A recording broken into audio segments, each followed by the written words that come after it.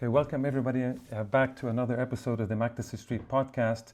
We're delighted to have back with us Professor Michael Fakhri, who's a prominent scholar activist and deeply committed to justice across the world. He's currently the UN Special Rapporteur on the right to food, but also a professor of law at the University of Oregon in the United States. Michael joined us in April of last year, 2024, and we will provide the link for our conversation with him last year on the question in particular of famine within the context of genocide in Gaza. And although it's a great pleasure to have Michael back for his brilliance and for his commitment to justice across the world, it's also quite sad and quite, it makes us all kind of angry that we have to have this conversation again about famine in Gaza ongoing more than a year and a half later. So, Michael, with this kind of introduction, first of all, welcome back to the podcast. But before we start to get into the question of the famine, can you just remind us again your role as a special rapporteur? Can you just remind us what exactly that means within the context of the United Nations, and what powers do you have, and what kind of ability do you have to kind of convey all these reports that you make? Thank you, Karim, and thank you everyone for having me back, even under the circumstances. So. I'm the UN Special Rapporteur on the right to food, and there are over 40 mandates on different rights and different issues and different, with a focus on different communities. So water, health, right, freedom of assembly. And we are elected by the world governments through the Human Rights Council. And we're independent. We're not paid. This is a volunteer position. Um, Basically, our job, one way to think about it, is to be the eyes, ears, and good conscience for the UN system. And so I do that focusing on food, meaning all matters regarding hunger, malnutrition, and famine from a human rights perspective. We report to the Human Rights Council, we report to the General Assembly. And basically, in my position, I'm one of the leading authorities on what does the right to food mean. So that's the short version. Okay, thanks, Michael. So, with this in mind, I mean, you wrote, we had you on, as I said, in April 2024, and I believe that was, I think, correct me if I'm wrong, but that was like 2 months or so after you wrote what was a seminal report or seminal document. I think that was in February of 2024, where you were the first in this kind of official capacity, let's say, to not just make the claim that this was a famine within the context of a genocide perpetrated by the Israelis on purpose, obviously, to the people of Gaza, but that you had documented it as well in real detail, both legal detail, but also a lot of kind of empirical facts and details that were there that made it very difficult to refute, and of course it became an extremely controversial document. Can you just again remind us the kind of the key points that you made? Again, this was in as I said, in February 2024, with the key points you made in that report, and the reaction to that, so that then that kind of sets the context for the discussion that we might have like closer to today. Yeah, so that report came out I think it came out in July 2024, and I presented it to the General Assembly in October 2024. And even before that, in July, before my report came out, we, as independent human rights experts in the UN system, had declared a famine. So a year ago, we officially put out a press release calling it a famine, declaring it a famine. And then my report came out detailing how was it possible, answering the question, how was it possible for Israel to starve 2.3 million Palestinians in Gaza so quickly and so completely? This was the fastest starvation campaign in modern history. And the answer I gave was, there was, of course, a legal answer, but for me, what was more important is it's a historical and geographical answer.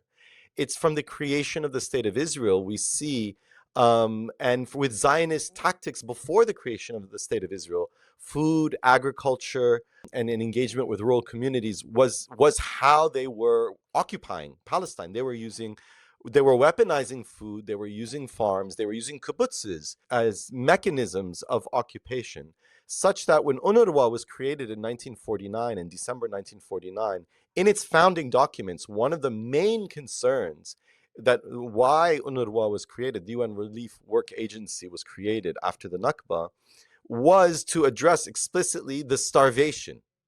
that they say there was starvation of the people of Palestine. And so from then, so the way to think about the current moment is more of a speeding up, right? So I track it from Zionist settlements of the late 19th century up until the contemporary starvation campaign and blockade against Gaza, which starts in 2000. Often people focus on 2007, but it actually starts in 2000 when Israel starts using blockades. And then when Israel withdrew its settlers and its military from within Gaza and changed the nature of occupation to a besiegement in 2005, 2006, that's where we see a speeding up of their starvation campaign. And that's when we're talking about the so-called Gaza diet, when they're counting calories. We talked about this last time.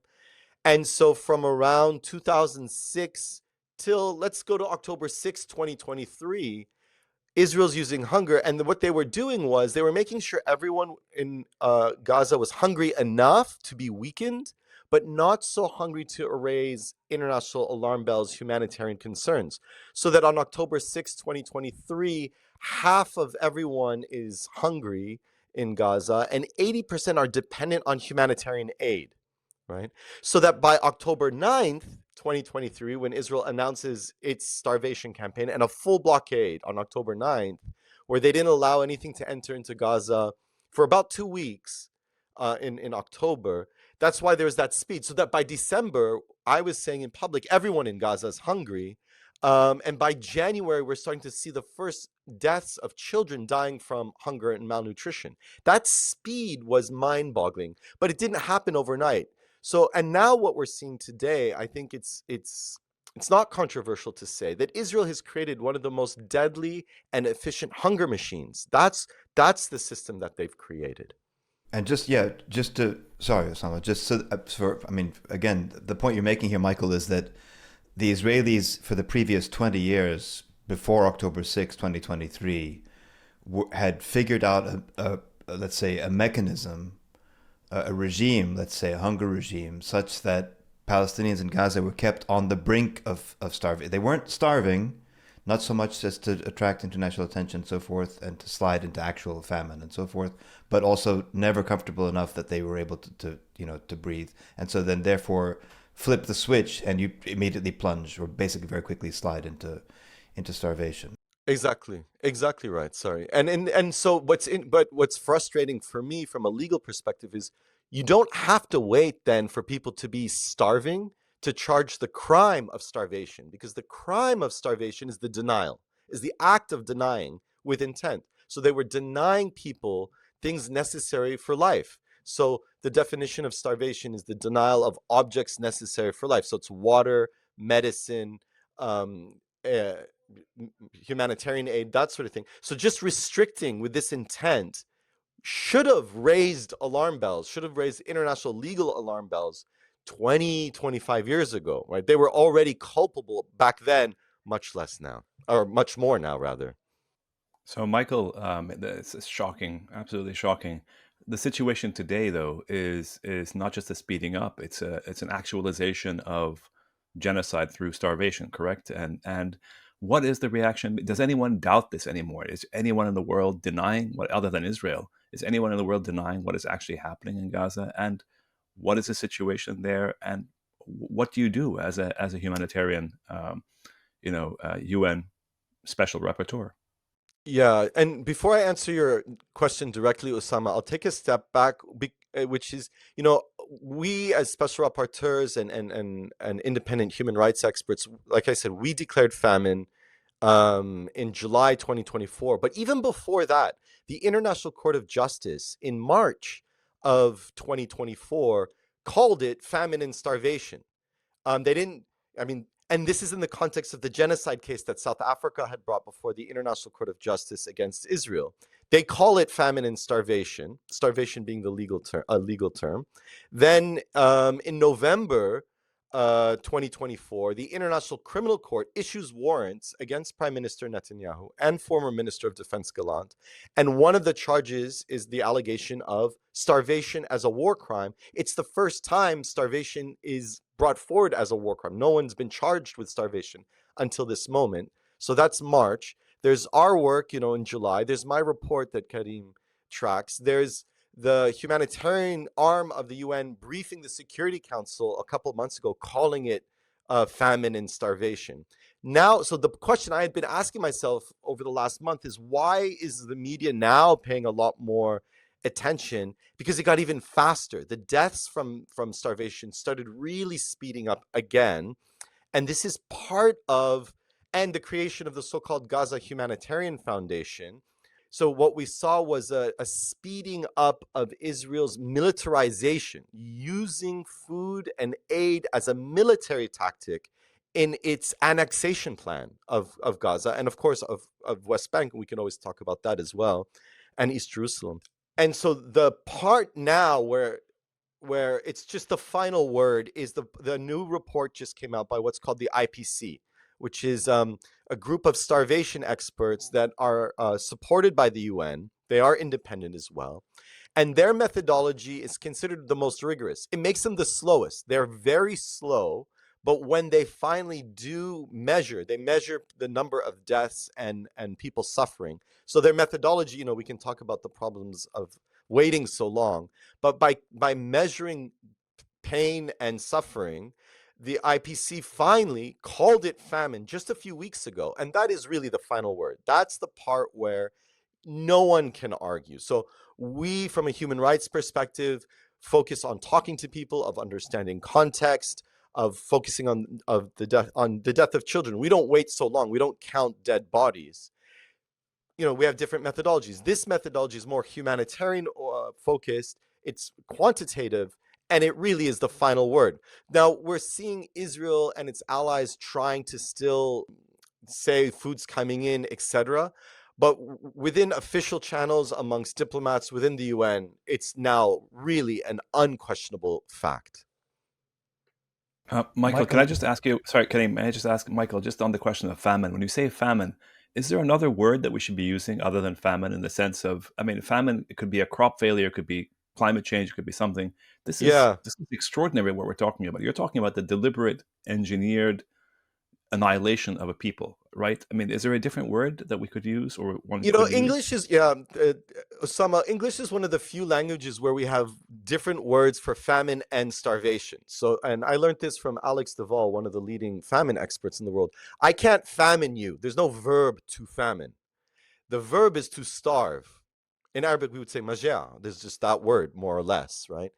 And famine is used by the humanitarian community. So what I mean by humanitarian communities, people who are focusing on delivering aid. And they want to use a depoliticized word. They want to use a word that doesn't point a finger, to maintain some degree of neutrality so that they're able to enter into conflict zones and provide the humanitarian aid, sort of like an emergency relief, without trying to deal with structural issues or political issues or whatever.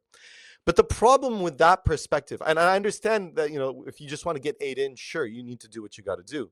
But from a wider perspective, if one wants to think about preventing mass starvation, preventing this degree of horror, you have to understand that, implied in your question is, famine is never it's never a natural consequence. It's always man-made. So to say man-made starvation is in a way kind of redundant, or man-made famine is redundant, but I get why people say that. But I would say in the last 100 years, and this is, I'm not the first to say this is work done in the 80s by Amartya Sen, who later wins the Nobel Prize, a leading economist. And Sen was one of the first to really establish that starvation and hunger is always a political problem. Even if there's crop failure, even if there's drought, that does not necessarily lead to famine and starvation, right? It's the failure of institutions and the way power is concentrated in the hands of the few. That's what leads to famine and starvation. So famine is that neutral term. Starvation, one starves someone else, is the legal term, right? It's and you can say X is starving Y. Israel is starving the Palestinians, and then you're pointing to an actor. You're pointing to someone doing something that can be held accountable.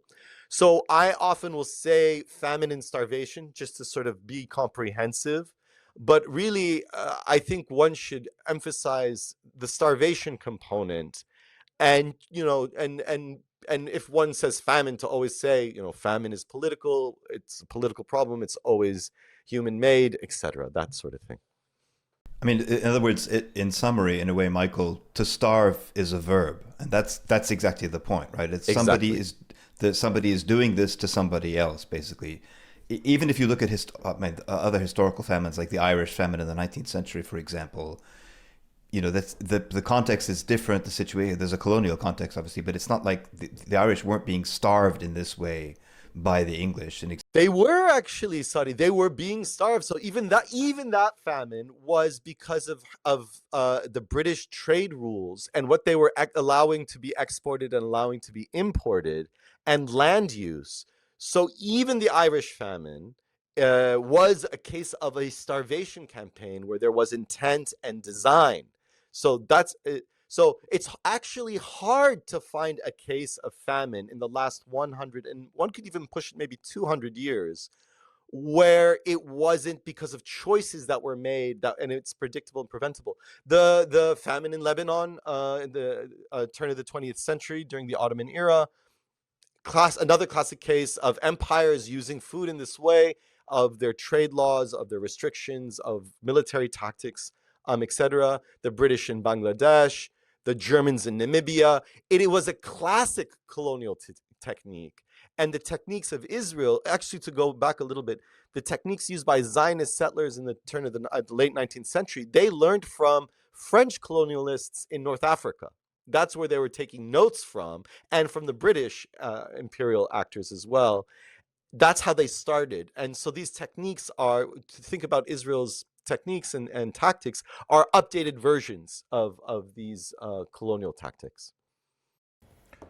Michael, this is fascinating. The idea of starvation, famine, starvation as a colonial tool, as an active colonial tool to kill and to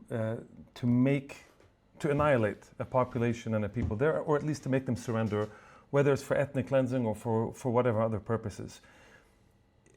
In the meantime, you had international law, and you had the United Nations, and we have all these conventions, and we have all the special rapporteurs and all the mechanisms and the Secretary General and member states and all of this. And then we have what's going on today in Gaza. So this whole body of international law that's come out as a result, supposedly to adjust and negate all those kinds of colonial techniques, now has been, well, everybody's fond of saying, oh, international law is bad and there's no international law. In previous days, we would all complain about international law and the double standards, this kind of thing. Now there's almost a wistful looking back, like, maybe we shouldn't have been criticizing international law quite so much, that there is something there. But we're seeing with what's going on, in particular in the Western countries, in America, a lot of the Europeans and others, that seem to be, they're a little bit aghast here and there individually. It's becoming very, very difficult to turn away from literally starving babies that are dying. And it's very, very difficult, even for the most cynical of politician in Europe, for example. But there doesn't seem to be any accountability, or not even like actual accountability, but even a rhetorical accountability to the Israelis beyond the, oh, please stop doing this kind of thing. Has this dealt a death blow to international law, or are all the reports that people like you and others and your colleagues are writing up mean precisely that international law is still there and it's extremely important to kind of push back on? Yeah, thank you, Karim. That, I think, is the heart of the matter in international law right now. And the way I'm experiencing it is in this way, which is, in some ways, actually, I've been one who's been critical of international law for the last 20 years. I'm in that world as well. But I think the argument, many of us who have been critical of international law, has always been that, one, international law has always been a tool of colonialism and imperialism. Two, it continues to be a tool of colonialism and imperialism, and more broadly of oppression and exploitation. But that third point, one always has to remember, that is the argument made, is, but there's always been, especially since 1940s and 1950s, significant space for resistance within international law. And it held that contradiction of oppression and resistance. It's held it, again, at least since the 1940s and 1950s. Where we are today, I think it's important now to make a distinction between international law and the United Nations and it's as an institutional structure. And the reason is this. I think the UN is done. It has lost what little moral credibility it had. It is done. Only in retrospect will we look back and mark this moment as the moment that the UN has collapsed. Not it is collapsing, it is failing. It is done. But what we see then is a lot of international legal victories on the side of Palestinian human rights and on the side of human rights more broadly, whether it's at the International Criminal Court of Justice, the International Criminal Court or the International Criminal Court of Justice or the independent human rights system or the General Assembly where there's some creativity.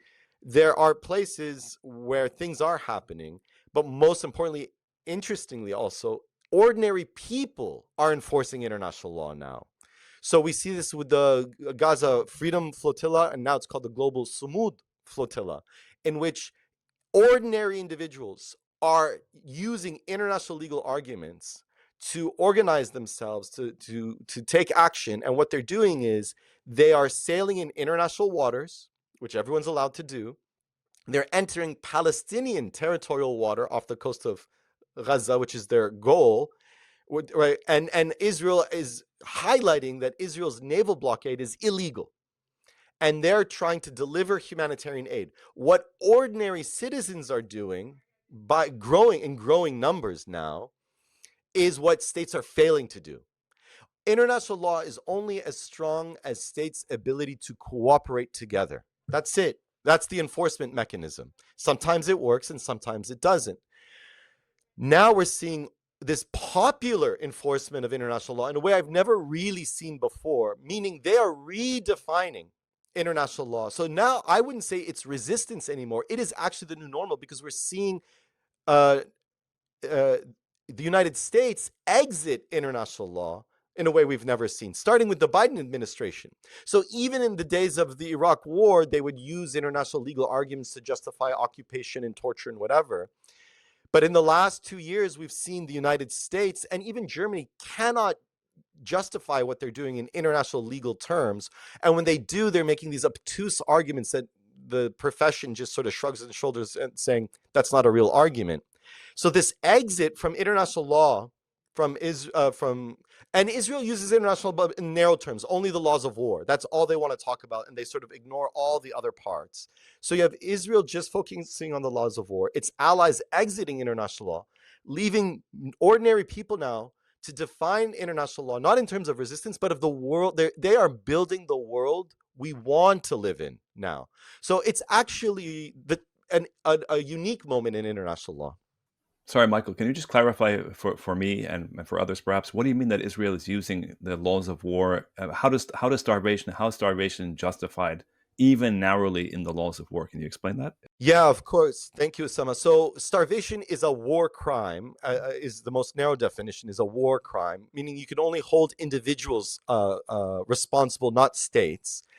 And you're allowed, the laws of war are the laws that justify killing. And sometimes it's called international humanitarian law, but they're the opposite sides of the same coin.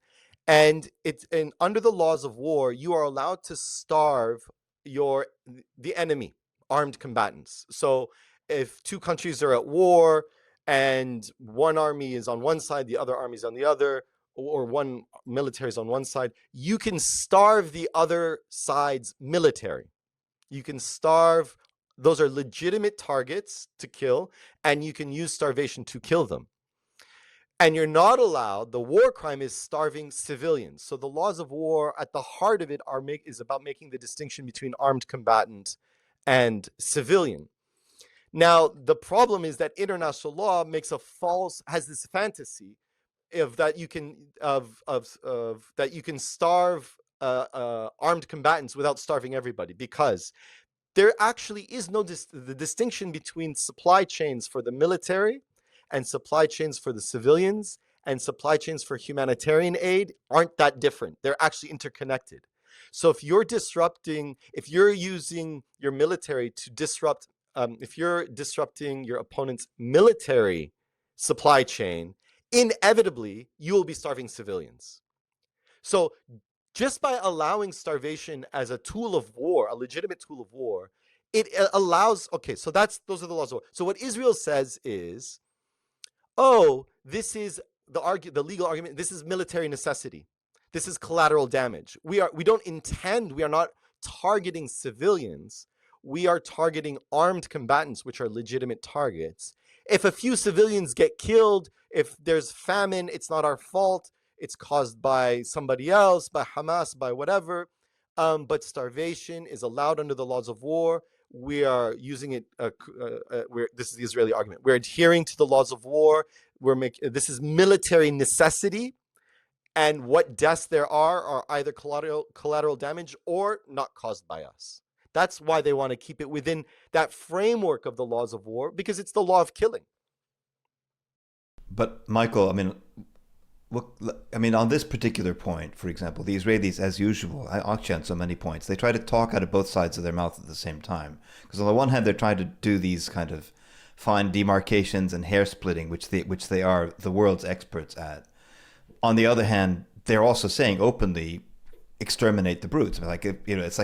They want to pretend like they're being discriminating whereas in fact, all of their politicians and military statements are very clear that they want to exterminate everybody. That they've made that abundantly clear, and that's part of the South African case. But in fact, on this point, maybe it's useful to go back, and I wanted to just revisit the colonial history context of this. Because you rightly said that other famines, like in Ireland, like in Lebanon during World War I, like the British in Bengal during World War II, I think it was, are obviously produced by colonial powers. But you correct me if I'm wrong. You're the expert on this. What do I know? But my recollection of those other incidents is that yes, even though they were engineered by colonial powers, the intent was not necessarily to starve whole populations. The intent was to extract whatever could be extracted, and then people died with whatever. It's more indifference, as I understand it, callousness, indifference, disregard, dehumanization of that kind, rather than we actually want these people to die of starvation or to restrict their intake, their food intake, such that they die. As far as I know, the English in Ireland, they didn't care whether the Irish lived or died. And of course, that's inhuman. It's brutal. It's terrible. It's criminal.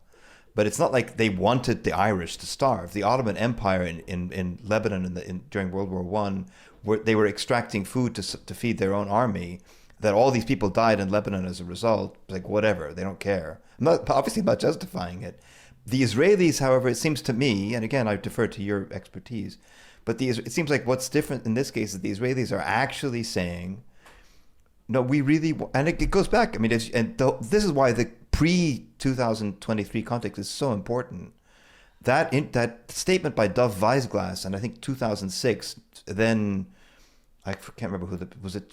Must have been Sharon's advisor. It was a senior government advisor at that point, saying very clearly, we want to put the Palestinians on a diet. That line is seared into my memory, right? Or the calorie counting, which came a little bit later, 2007, 8, something like that. Like, this is a very, very deliberate thing. It's aimed. It's not just like, oh, if they starve, like, tough luck, which is the English or the Ottoman or that kind of attitude. It's like, no, we want to put these people on a diet. Just to start off, I'm not a starvation expert, so but to your point, which is what I think at the heart of what you're asking, Sadi, is like what makes this moment unique? It's the speed. It's the horrific efficiency in which Israel has starved everyone. And yes, often it is indifference. That is, common, but indifference implies lack of intent, and I just want to be careful about that. The indifference to the humanity of the others, but the intent of making people go hungry, what that means is it's predictable, that they knew in the past, let's say with the British or the Germans or whatever, they knew their action was going to lead to starvation, and they didn't care, to your point.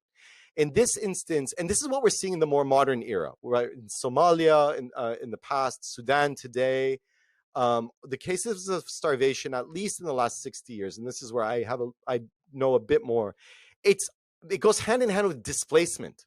So it's not just about killing and weakening. It's actually a tool to displace people from one place to another. That's why it was a colonial tool, because it's part of occupying and controlling land.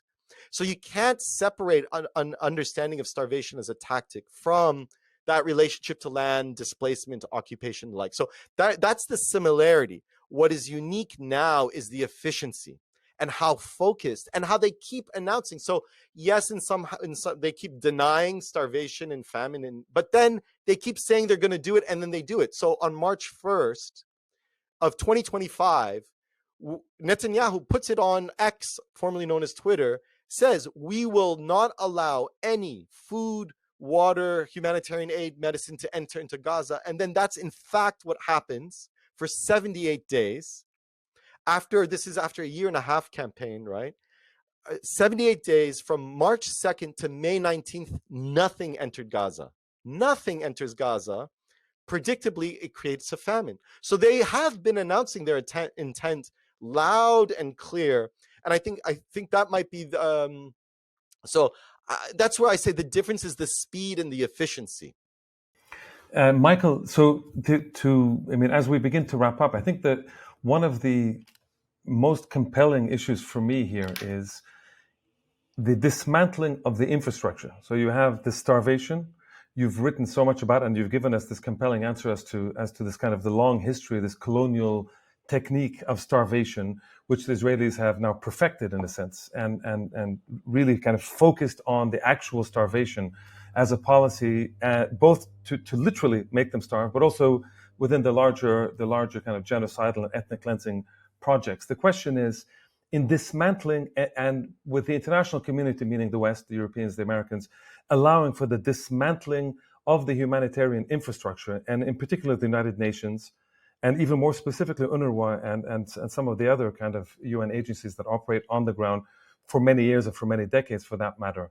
It's been also replaced by this sinister Gaza Humanitarian Foundation operation. Can you just kind of very briefly tell us what this Gaza Humanitarian Foundation is, and how in the larger scheme of humanitarianism, how this figures in? I mean, clearly it's both a project of destroying the UN and any existing infrastructure to deliver food aid insofar as that is even allowed in, and on the other hand, this replacement with a very sinister organization.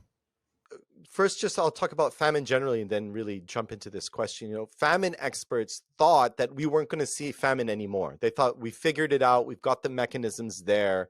They weren't seeing it being used. And in the last 10 years, it changed. They saw it more and more as a technique. And I think partly it's because different actors realized that they're not going to be held accountable, that they were going to get away with it. And in fact, they were getting away with it. And so what Israel has done now, which is unique, which is really the risk of a new dystopia, which is they disallow any UN and other international organizations from entering in. So think Red Cross, think Médecins Sans Frontières. They are all different types of organizations, but those that are actually committed to humanitarian principles were denied or significantly restricted access into Gaza. They did that. And this last round, they really kept everyone out. Then in negotiations with the United States, Israel creates the Gaza Humanitarian Foundation. And first they incorporated it in Switzerland. They also incorporated it in Delaware in the United States. From what I understand, I think the Swiss one might have been shut down, and now it's just a foundation based in the United States. But Israel announced this in April, this April. It was made public in April. And immediately it was condemned by all major UN actors. So the Secretary General within weeks condemned this and said, this is not a humanitarian plan. Remember, this is a Secretary General that is not fast to act. He's not fast to say anything of substance on what's happening in Gaza. But on this one, it was so brutal that the Secretary General, UNICEF is not prone to this type of language. UNICEF said this is a plan to bait civilians, right? We knew what this plan, the Gaza Humanitarian Foundation plan, is not humanitarian. It's to use aid and in a military tactic of annexation. They're using US mercenaries to deliver aid, supported by Israeli armed forces. They've created a small number of sites, forcing people to come to them, which you never do in humanitarian aid. You go to the people because they're weak, they're suffering, etc. And predictably, we're seeing massacres happening at these sites. This is part of the Israel and its allies' larger campaign so that's part of their annexation plan, and it serves their plan of attacking and dismantling the UN, to your point. They've been attacking the UN, literally. They've been shooting at peacekeepers in southern Lebanon. They've been destroying UN buildings, whether it's WHO buildings or UNRWA. Israel has killed a record number of UN staff and humanitarian workers, more than any modern war, right, since the creation of the United Nations. They've called the Secretary General, Israel has called him persona non grata when he said October 7 didn't happen in a vacuum.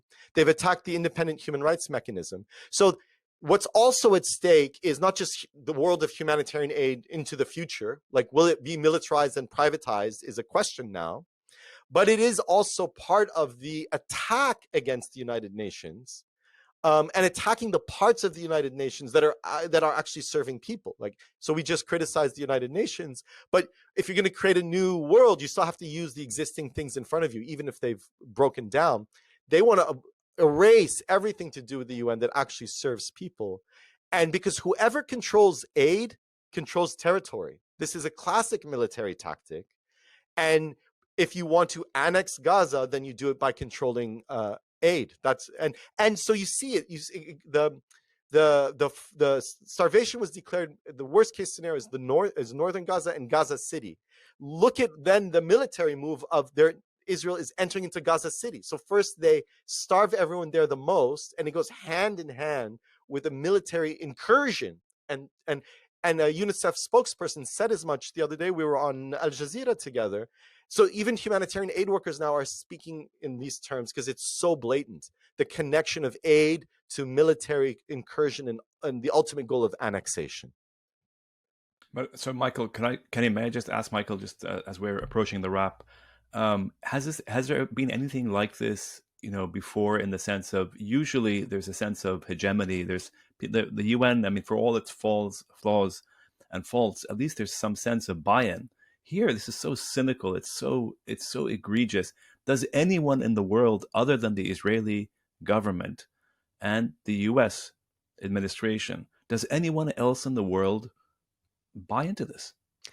Some humanitarian organizations have to answer the question of should they work with the Gaza Humanitarian Foundation, because that's the only way they're going to gain access into Gaza, and better to work with whatever cynical system is in place than to not work with it at all. And I think that's, the problem there is it assumes that the choices are either this cynical, militarized, politicized system of aid delivery or nothing. But it's not true. It's or the UN or the Red Cross, right? And so the broader political global question is, at this stage, why haven't the world governments organized and come together and stood up against this cynical perspective, this dystopian perspective that's going to bite them in the ass in the near future? And they know this. I have spoken to ambassadors. They're all aware of this. And we are at this stage where the majority of the world's governments want to do something. So the question I've been trying to figure out, and here I'll step out of my role as special rapporteur just now as an academic, why haven't then states done something when they want to? And it's fear. It's because if they want to impose sanctions against Israel, it's fear in the global economic system. They're afraid of reprisal by the United States, but it's because they're vulnerable in the first place to reprisal by the United States. They're so embedded in an economic system that allows people who commit genocide to profit. So they are exporting and importing to Israel, right? So they have to change their political economy to be able to do the right thing, which they know is the right thing. And so if countries want to sanction Israel, if they want to pass a resolution at the General Assembly for peacekeepers to accompany humanitarian convoys, they have to band together. There has to be real solidarity amongst countries that we haven't seen since the 60s and 70s in the world, right? And it has to be real solidarity, and they have to reposition themselves in the global political economy to do the right thing. That's what's at stake in Gaza. Like, we are entering a new world order, for better or for worse. It could be for better. The struggle is still worth fighting. because it can be for better, but there's a real chance that it'll be worse. But Michael, the other alternative here, given the failure of states, and you mentioned this earlier in our conversation, is the intervention of ordinary citizens, right? So for normal people to take up the slack that governments are leaving behind. And of course also, and this is related, and I think we're beginning to see the beginnings of this in the US, in New York in particular, for ordinary people to vote out these horrendous politicians that are now so beholden to AIPAC and the Zionist lobby in general, right? To say, "Khalas, we don't want these people anymore. They're not doing what we want them to do. This contradicts our values as American citizens in this instance," right? And so so in other words, not just taking action in terms of going literally to take food to Gaza and to stand up to the Israeli blockade, but also to say, we're voting these crooks out. We're getting rid of them. We're dumping them, which is, of course, we should be doing that in any case. But in this particular instance, it's another way for ordinary citizens to take action against the vicious governments that claim and that ostensibly represent us, right? Yeah. To your point, Sadi, this is where I've shifted in what I've been saying, which is, I've been getting asked the question lately: Will Israel be held accountable in the future? And my answer is there are opportunities for accountability today, which is everyone should be holding their own governments accountable, because every government of the world is obliged to end all genocides and all starvation campaigns. And people are marching in the streets in support of the Palestinian people. And so governments will be made or will fail on this issue. And I think politicians aren't going to do anything they don't have to do. And so we have now social power. We have legal victories, and we're in the political moment to take the social power and the legal victories and turn them into political change. This is actually the moment. This is the moment of accountability. This is the moment of holding all leaders to bear. Michael, just to wrap, this is a lot to digest. Honestly, it's a lot for all of us to digest. I wanted parenthetically, if you have the question of the Global South. I know you've written a lot of the Global South. You're a member of the. We talked about it in the last podcast episode, the TWAIL, the Third World Approaches to International Law. From where I see, I don't see very much going on in the Global South in terms of direct political pressure. Maybe I'm wrong, but I've been very disappointed in that kind of. I'm not talking about statements and things like that. Of course, there are some good states, Colombia and others, that are trying from a distance. I won't even bother talking about the Arab countries, but Global South as a whole, China, they've been really quite absent from direct, proper action as opposed to rhetorical. So I don't know if you have anything to say about that. And also then to kind of wrap by kind of giving us your view as to how you see the short to medium term playing out. In other words, given everything that you've said, everything that you've written about and you've borne witness to, and are we coming, is this famine going to get to its conclusion? I mean, are the Israelis going to, in the short term, not the long term, and the people action in the long term, and the end of Zionism, the end of Israel, which I think we many of us subscribe to, sort of over the longer term. But do you see anything stopping them from executing this famine or this starvation, as you said, in the short term, within the next month, 2, 3, 4 months? Yeah, first on the Global South, there was the formation of a group of states, so South Africa, Colombia, Bolivia, and others, Cuba, what they called the Hague Group a couple months ago. And the Hague Group was formed really around this, but using general terms about enforcing and respecting international law.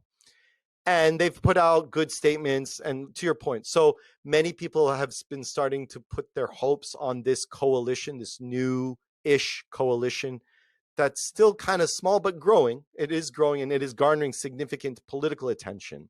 But I remain skeptical. I'm tired of just statements that recognize and condemn.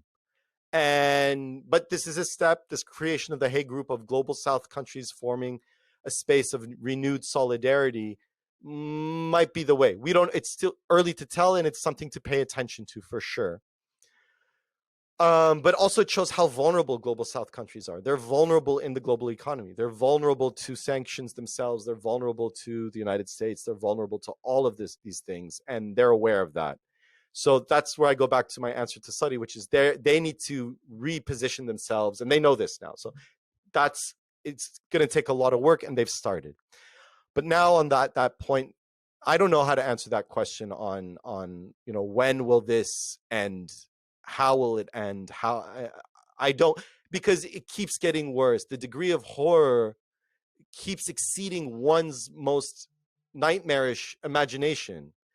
And so, but that being said, the struggle is worth it. We are seeing social mobilization continue and grow. We are seeing more and more people fed up. We are seeing political change. And so it is still worth fighting for today. That's how I think about it. It's really difficult for me to think too far ahead into the future, because we are making the future in the daily struggle today. It is the choices and the victories and defeats of today are going to set the terms of the global world order for decades to come.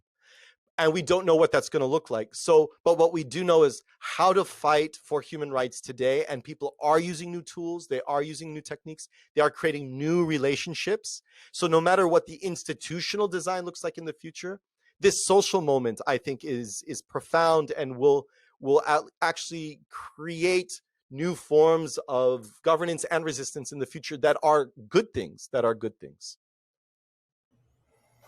Michael, thank you so much. This was both very sober and very inspiring at the same time, and we appreciate all the work that you've done and continue to do. So thanks very much from all of us, and thanks, guys. We'll see you in the next podcast. Thank you, Michael. Thanks, everyone. Thank you. Okay, guys, that was, as usual, incredibly, we learned so much, but at the same time, also very sobering and somewhat depressing. What do you guys think? I don't know what to, like. We're just living this dystopian nightmare that we're all in. I